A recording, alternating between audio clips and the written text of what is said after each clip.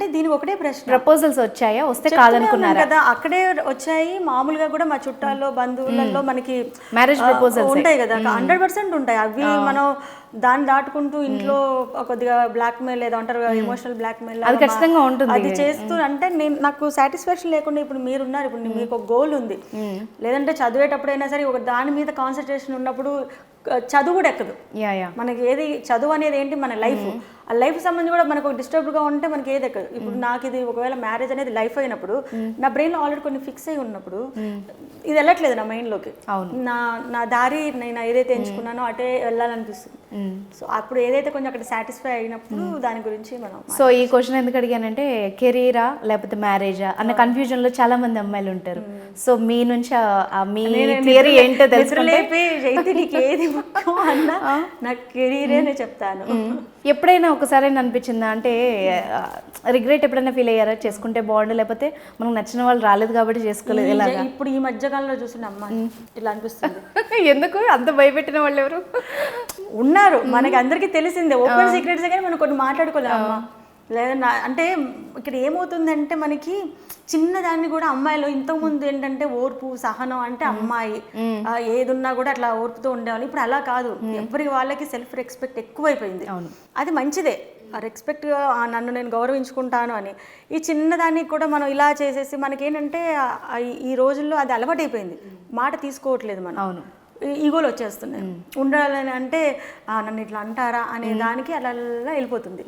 ఈ గొడవలన్నీ రాని నిజంగా పాశ్చాత్య అంతా మన దగ్గరికి వచ్చేస్తున్నట్టు, ఏదో మ్యారేజ్ అంటే ఒక 1 year 2 year ఆ తర్వాత నెక్స్ట్ ఇంకేంటి నెక్స్ట్ ఎవరు అన్నట్టుగా మనది కూడా అయిపోయింది అని భయం వేస్తుంది. ఓకే, సో దైవభక్తి ఎక్కువ అనుకుంటా మీకు. ఎవరు బాబానా? ఏదో చెప్తున్నారు మీరు, స్వామి స్వామి అని. స్వామి అంటే నాకు లార్డ్ వెంకటేశ్వర. అంటే ఇక్కడ నేను ఈ స్వామిని మొక్కుతా, ఈ స్వామి అలా ఎప్పుడు లేదు. నేను బాగా దేవుడిని నమ్ముతాను, ఆ శక్తి ఉంది అని నేను నమ్ముతాను. ఇప్పుడు దేవుడు దయ్యం ఉంటే దేవుడు ఉండడం, మంచి ఉంటే చెడు ఎట్లా అయితే ఉంటుందో దేవుడు కంపల్సరీగా ఉంటాను నేను బిలీవ్ చేస్తాను. ఎక్కువ టెంపుల్స్కి వెళ్తూ ఉంటాను నేను. మైండ్ హ్యాపీగా ఉంటుంది, పాజిటివ్ వైబ్రేషన్స్ బ్రెయిన్కి. ఎందుకు ఉంటుంది అంటే, ఆ గుళ్ళోకి వెళ్ళే వాళ్ళు ఎప్పుడు ఎవరు చెడు కోరుకోరంట. ఎందుకు గుడికి వెళ్తూ ఉంటామంటే, అందరూ బాగుండాలి, నాకు ఇలా ఉండాలని పాజిటివే మనసులో మన బ్రెయిన్లో మాట్లాడుతూ ఉంటే, ఆ గుడి చుట్టూ వాతావరణం కూడా వైబ్రేషన్ పాజిటివ్గా ఉంటాయి. అందుకే మనం గుడికి వెళ్ళినప్పుడు మనం కూడా పాజిటివ్తోనే ఉంటాం, ఆ వైబ్రేషన్స్ అట్లా ఉంటాయి. సో దైవ సన్నిధి అని. సో కొంచెం అట్లా వెళ్ళినప్పుడు మంచిగా అనిపిస్తుంది నాకు ఎక్కువ అలాగా టెంపుల్స్. సో అందుకే మీకు దేవత పాత్రలు వేయాలనిపిస్తుందా? అవి ఏంటో మరి, అది నాకు చిన్నప్పుడు అలా చేయడం వల్ల ఏమో తెలియదు. కానీ ఆవిడ ఏమడిగారంటే, నీకు ఎలాంటి క్యారెక్టర్లు వేయాలని డ్రీమ్ అదే అంటారు కదా, రోల్ అని. ఇమాజినేషన్ ఉంది అనుకుంటాం, ఫ్యాంటసీలో ఉంది అనుకుంటాం, అవి ఏమో చేస్తామో లేదో తెలియదు. కానీ అనుకోవడం తప్పలేదుగా, ఏదో అమ్మవారిలాగా ఇలా కూర్చొని కిరీటం పెట్టుకుని చూస్తే బాగుంటుంది. అప్పుడు మీరు ఒక సాంగే చేసేసుకోవచ్చు దాని మీద చక్కగా. అలాగూ టీటీడీలో ప్రోగ్రామ్ చేశారు కాబట్టి అట్లా మంచి ఐడియా అనేది. కాకపోతే ఇప్పుడు మనం ఏమనుకుంటాం అంటే, అదేంటంటే అందరూ ఏదో సద్గురు ప్రోగ్రామ్ లా చూస్తారు అట్లా చేస్తే. ఇప్పుడు పెళ్ళి అంటే చిన్న నుంచి పెద్ద దాకా అట్లాగా బాగుంటుంది. అది ఎప్పుడైనా ఒకసారి చూసుకోవాలి, ఇలా ఉంటే అంటే చేసుకోవచ్చు ఎక్స్పెరిమెంట్ లేగా. మీకు ఇప్పుడు ఏ జానర్స్ బాగా ఇష్టం, ఏ జానర్ అయితే నేను ఫిట్ అవుతాను అని మీకు అనిపిస్తూ ఉంటుంది? జానర్ అంటే ఒక కమాండింగ్గా ఉంటాయి కదా కొన్ని, పవర్ఫుల్ క్యారెక్టర్స్ బాగుంటాయి. నాకు బాగుంటుందేమో అనుకుంటాను అనమాట. నేను మళ్ళీ అంతకుముందు కూడా చెప్పాను, నాకు విజయశాంతి గారి క్యారెక్టర్స్ భలే ఉంటాయి. ఒక లేడీ అయ్యి ఉండి ఆవిడ క్యారెక్టర్స్, ఆవిడ చేసే ఫైట్స్ కూడా ఓకే, అవన్నీ డూబ్ అని తెలిసినా కూడా ఆమె ఎక్స్ప్రెషన్ మాత్రం నిజంగానే కొడుతున్న ఫీలింగ్ ఇస్తారు. ఆ ఎక్స్ప్రెషన్స్ బాగుంటుంది. పోలీస్ ఆఫీసర్ అయినా కూడా పొలిటికల్ అట్లా బాగుంటుంది. సో యూజువల్గా ఎవరైనా సెలబ్రిటీ అయి ఉండొచ్చు, లైమ్ లైట్లో ఉంటే ఖచ్చితంగా ఎక్కడో చోట ఒక కాంట్రవర్సీయో లేకపోతే ఒక నెగిటివ్ కామెంట్ ఏదో ఒకటి వినబడుతుంది.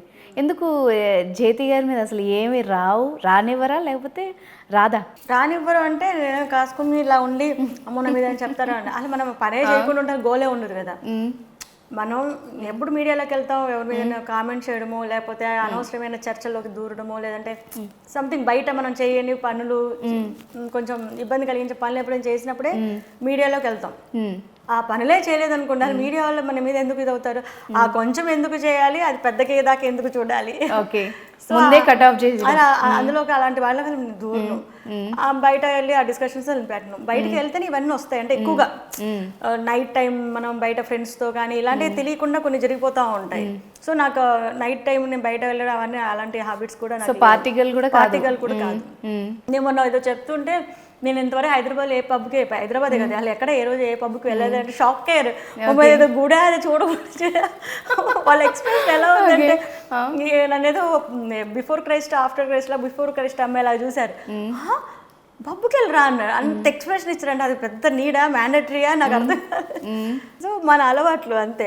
అప్పుడు నాకు ఏం రాస్తారు నాకు. సో మీ అందం రహస్యం కూడా అదేనా మరి? అందం రహస్యం అంటే ఓకే, అంటే ఒకవేళ బయట వెళ్ళి పార్టీలు యోయోలు అలా పబ్బు అలా ఒకవేళ ఉంటే చిన్న తెలియకుండానే ఒక చెడు అలవాట్లకి లోన్ అవుతామేమో తెలీదు. ఇప్పుడు అది అందరికీ సర్వసాధారణం. కూల్ డ్రింక్ ఎట్లా అయిపోయిందో డ్రింక్ కూడా అలానే అయిపోయింది. అది వాటన్నిటికీ దూరం. మీరు అన్నట్టుగా నేను అలా ఆల్కహాల్ కానీ అట్లా నాకు బ్యాడ్ హ్యాబిట్స్ ఏమీ లేవు.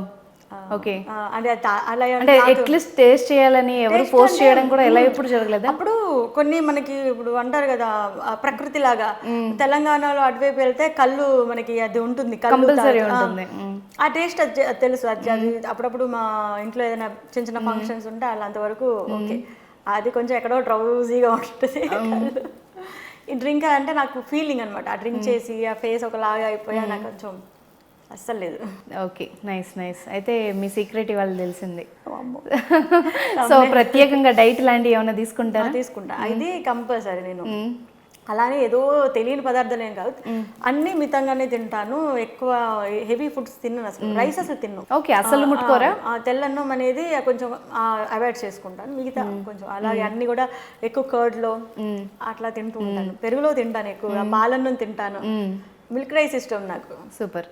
ఇట్లాంటి కొంచెం చిన్న. Okay okay.